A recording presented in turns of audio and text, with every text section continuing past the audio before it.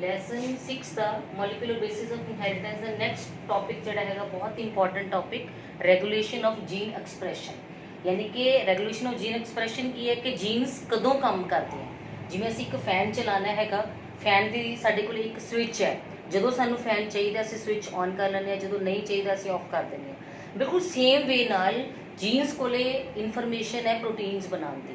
ਹੁਣ ਇਹ proteins whether they are enzymes, whether they are hormones, they are not required at all the times, ਹਰ time ਨਹੀਂ ਚਾਹੀਦੇ ਹੈਗੇ। ਸੋ ਇਸ ਕਰਕੇ ਜੀਨਸ ਉਦੋਂ ਹੀ ਕੰਮ ਕਰਦੀਆਂ ਜਦੋਂ ਉਹਨਾਂ ਦੀ ਪ੍ਰੋਡਕਟ ਯਾਨੀ ਕਿ ਐਂਜ਼ਾਈਮ ਜਾਂ ਹਾਰਮੋਨਸ ਦੀ ਰਿਕੁਆਇਰਮੈਂਟ ਹੁੰਦੀ ਹੈ ਨਾ। ਇਹਦਾ ਮਤਲਬ ਜੀਨਸ ਨੂੰ ਔਨ ਆਫ ਸਿਸਟਮ ਵੀ ਹੁੰਦਾ, ਜੀਨਸ ਨੂੰ ਦੇ ਫੰਕਸ਼ਨ ਨੂੰ ਰੈਗੂਲੇਟ ਕਰਨ ਲਈ। ਹੁਣ ਨਾਓ ਇਹ ਔਨ ਆਫ ਸਿਸਟਮ ਕੀ ਹੈ, ਜੀਨਸ ਦਾ ਫੰਕਸ਼ਨ ਕਿਵੇਂ ਰੈਗੂਲੇਟ ਹੁੰਦਾ ਹੈ, ਇਹ ਅਸੀਂ ਡਿਸਕਸ ਕਰਾਂਗੇ। ਇਹ ਵੱਖ-ਵੱਖ ਹੁੰਦਾ ਹੈਗਾ ਫॉर यूकैरियोट्स एंड प्रोकैरियोट्स। सब तो पहला यूकैरियोट्स ਦੇ ਵਿੱਚ ਕੀ ਹੁੰਦਾ ਹੈ, यूकैरियोट्स ਦੇ ਵਿੱਚ ਜੀਨ ਰੈਗੂਲੇਸ਼ਨ 4 ਲੈਵਲ ਤੇ ਹੋ ਸਕਦੀ ਹੈ। 4 ਲੈਵਲ ਤੇ ਕਿਵੇਂ? ਹੁਣੇ ਤੱਕ ਅਸੀਂ ਸਟੱਡੀ ਕੀਤਾ ਕਿ ਆ ਇੱਕ ਸੈੱਲ ਹੈ, ਐਨੀਮਲ ਸੈੱਲ, ਆ ਨਿਊਕਲੀਅਸ ਹੋ ਗਿਆ। ਸੋ ਨਿਊਕਲੀਅਸ ਦੇ ਵਿੱਚ ਆ ਡੀਐਨਏ ਪ੍ਰੈਜ਼ੈਂਟ ਹੈ। ਸੋ ਸਭ ਤੋਂ ਪਹਿਲਾਂ ਕਿ ਡੀਐਨਏ ਤੋਂ ਪਤਾ ਹੈ ਕਿ ਟ੍ਰਾਂਸਕ੍ਰਿਪਸ਼ਨ ਹੋ ਕੇ ਆਰਐਨਏ ਬਣਦਾ ਹੈ। ਸੋ ਫਰਸਟ ਕੀ ਹੈ ਰੈਗੂਲੇਸ਼ਨ ਕਿ ਜੇ ਨਹੀਂ ਚਾਹੀਦਾ ਐਂਜ਼ਾਈਮ ਫਸਟ ਲੈਵਲ ਤੇ ਟ੍ਰਾਂਸਕ੍ਰਿਪਸ਼ਨ ਲੈਵਲ ਤੇ ਇਹਨੂੰ ਰੋਕ ਦਿੱਤਾ ਜਾਂਦਾ ਹੈ, यानी कि मैसेंजर आरएनए बनन दिता नहीं जाता। मान लो वो बन गया, ट्रांसक्रिप्शन होगी, आरएनए बन चुका है। हुण जिहड़ा आरएनए बनया एक्चुअली आपां डिस्कस किया कि वो आरएनए की बनया, it is a primary transcription यानी कि एचएनआरएनए है, हेटेरोजीनस न्यूक्लियर आरएनए है। हुण इहदी प्रोसेसिंग होनी है, स्प्लाइसिंग होनी है, कैपिंग होनी है, टेलिंग होनी है। सो सेकंड लेवल है कि प्रोसेसिंग। सो ये एचएनआरएनए नूं ऐसे तरह बनन दिता रहने दें, प्रोसेसिंग नहीं की जाती, ये सेकंड है। मान लो प्रोसेसिंग भी होगी। थर्ड की है कि ये बाहर आएगा उस जगह ते जिथे राइबोसोम्स है, जिथे इन्होंने प्रोटीन सिंथेसिस करनी। हुण थर्ड की है कि इनू ट्रांसपोर्ट नहीं किया जाएगा। मान लो ट्रांसपोर्ट होके बाहर भी आ गया, मान लो मैसेंजर ने प्रोसेस भी हो गया, इस जगह ते आ गया। फोर्थ लेवल है कि ये राइबोसोम्स नाल जॉइन नहीं करेगा तो प्रोटीन सिंथेसिस नहीं होएगी। सो यूकैरियोट्स दे विच 4 ਲੈਵਲ ਤੇ ਜੀਨਸ ਦੀ ਰੈਗੂਲੇਸ਼ਨ ਹੋ ਸਕਦੀ ਹੈ, ਜੀਨਸ ਦੀ ਵਰਕਿੰਗ ਨੂੰ ਕੰਟਰੋਲ ਕੀਤਾ ਜਾ ਸਕਦਾ ਹੈ। ਲੇਕਿਨ ਪ੍ਰੋਕੈਰੀਓਟਸ ਦੇ ਵਿੱਚ ਇਸ ਤਰ੍ਹਾਂ ਦਾ ਸਿਸਟਮ ਨਹੀਂ ਹੁੰਦਾ। ਪ੍ਰੋਕੈਰੀਓਟਸ ਦੇ ਵਿੱਚ ਬਹੁਤ ਸਿੰਪਲ ਸਿਸਟਮ ਹੈ, ਕੋਈ ਕੰਪਾਰਟਮੈਂਟਸ ਨਹੀਂ ਬਣੇ ਹੋਏ, ਸਿੰਪਲ ਕੋਈ ਨਿਊਕਲੀਅਰ ਮੈਂਬਰੇਨ ਨਹੀਂ ਆ ਜੈਨੇਟਿਕ ਮਟੀਰੀਅਲ ਹੋ ਗਿਆ ਨਿਊਕਲੀਆਇਡ। ਹੁਣ ਨਿਊਕਲੀਆਇਡ ਤੋਂ ਸਿੱਧਾ ਟ੍ਰਾਂਸਕ੍ਰਾਈਬ ਹੋ ਕੇ ਆਰਐਨਏ ਬਣ ਗਿਆ। ਆਰਐਨਏ ਦੇ ਉੱਤੇ ਜਿਵੇਂ ਟ੍ਰਾਂਸਕ੍ਰਿਪਸ਼ਨ ਹੋਈ ਨਾਲ ਦੀ ਨਾਲ ਜਿਹੜਾ ਹੈਗਾ ਰਾਈਬੋਸੋਮ ਅਟੈਚ ਹੋ ਗਿਆ ਤੇ ਇਧਰੋਂ ਪ੍ਰੋਟੀਨ ਬਣਨੀ ਸਟਾਰਟ ਹੋ ਜਾਂਦੀ ਹੈ।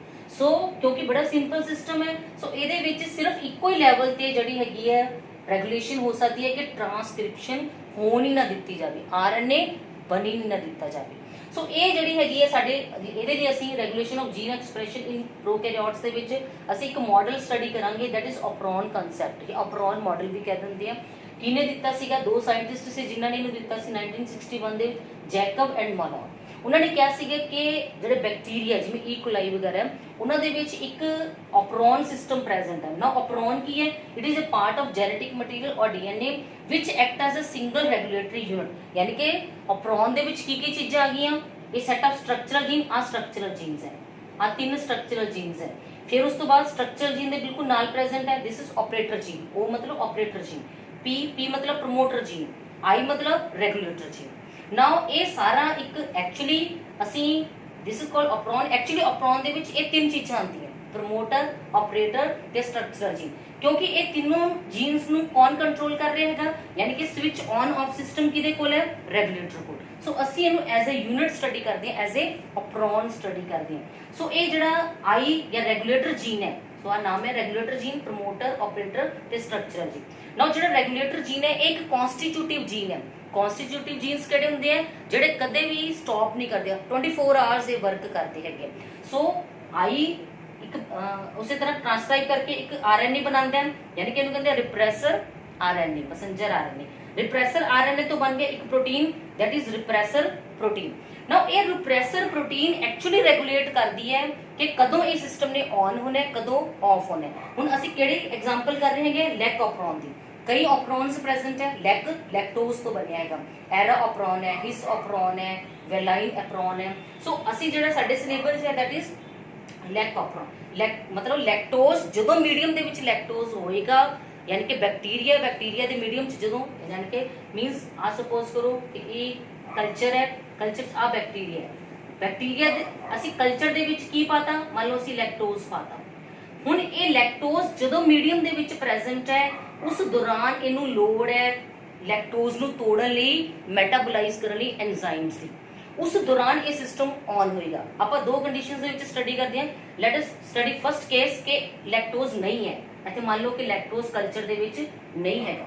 ਅਗਰ ਲੈਕਟੋਜ਼ ਨਹੀਂ ਹੈਗਾ ਤੇ ਉਦੋਂ ਇਹ ਸਿਸਟਮ ਕੀ ਹੋਏਗਾ, ਆਫ ਹੋਏਗਾ। ਕਿਸ ਤਰ੍ਹਾਂ ਆਫ ਹੋਏਗਾ, ਨਾਓ ਲੈਟ ਅਸ ਸਟੱਡੀ दैट।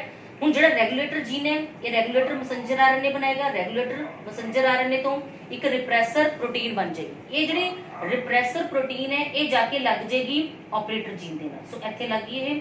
ਨਾਓ ਜਿਹੜਾ आरएनए जिन्हें स्ट्रक्चरल जीन्स तो मैसेंजर आरएनए बनाना हैगा वो RNA polymerase. This is RNA polymerase enzyme.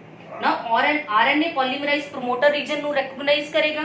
जिवें प्रमोटर रीजन ते रिकॉग्नाइज करके अटैच हो गया, हुन इन्हें अगे मूव करना है। लेकिन ये अगे मूव किवें करेगा, क्योंकि ये रस्ते दे विच की आ गया, एक ऑब्स्टेकल आ गया। सो इस करके अगे मूव नहीं करेगा। ਇਹਦਾ मतलब की होएगा कि no transcription and no translation. कोई ट्रांसक्रिप्शन नहीं होएगी, कोई ट्रांसलेशन नहीं, कोई प्रोटीन नहीं। एक केड़ी कंडीशन है, जदों कि लैक्टोज मीडियम दे विच नहीं है। मान लो हुण असी इस मीडियम दे विच लैक्टोज ऐड करता, जदों असी इस मीडियम दे विच लैक्टोज ऐड करता हुण की होएगा, हुण आ जिहड़ी रिप्रेसर प्रोटीन है ये बनेगा, ठीक है। हुण असी मीडियम दे विच लैक्टोज ऐड करता, हुण लैक्टोज की है ये इंड्यूसर है। इस करके असी ऑन वाले सिस्टम नु असी की कहने आ, this is inducible lac operon. जेड़ा पहले वाला ਆਪਾਂ स्टडी ਕੀਤਾ ਸੀ दैट वाज रिप्रेसिबल मतलब जेड़ा स्विच ऑफ मैकेनिज्म है। सो ये स्विच ऑन मैकेनिज्म है। सो स्विच ऑन मैकेनिज्म की होया कि उसी तरह रेगुलेटर जीन ने रेगुलेटर मैसेंजर आरएनए बनाया, रिप्रेसर प्रोटीन बनी। नाउ ये रिप्रेसर प्रोटीन ज्वाइन करेगी लैक्टोज दे नाल, लैक्टोज नाल ज्वाइन करके एक कॉम्प्लेक्स बन जाएगा, यानी कि जेड़ा लैक्टोज है ये रिप्रेसर प्रोटीन नु की करेगा, इनएक्टिवेट कर देगा। यानी कि ਅਸੀਂ ਇਹਨੂੰ इंड्यूसर कहने आ। क्यों इंड्यूसर कहने, ऐसे करके ਇਹਨੂੰ इंड्यूसिबल लैक्टोप्रॉन कह रहे हैं, क्योंकि ਇੱਥੇ ਇਹ ऐसे इंड्यूसर बिहेव करता है। सो ਇਹਦਾ मतलब ਹੁਣ ऑपरेटर जीन ਦੀ जगह खाली होगी। ਇਹਦਾ मतलब ਜਿਹੜਾ आरएनए पॉलीमरेज है प्रमोटर ਲੱਗਾ ਸੀ ਇਹ ਅੱਗੇ ਜਾਏਗਾ।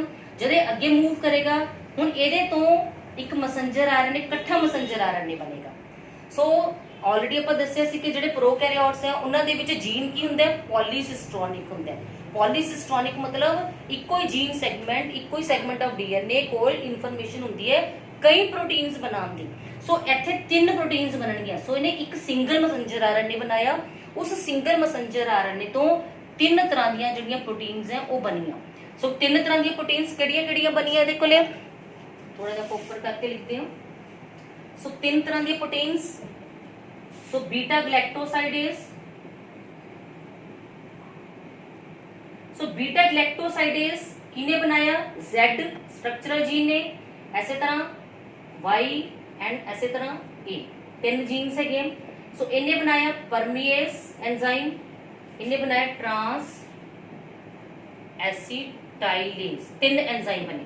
नाउ जेड़ा लैक्टोज है हुण क्योंकि मीडियम दे विच लैक्टोज प्रेजेंट है, लैक्टोज नु मेनली केड़ा एंजाइम ब्रेक करेगा, बीटा ग्लैक्टोसाइडेज। किदे विच करेगा, ग्लूकोज प्लस ग्लैक्टोज।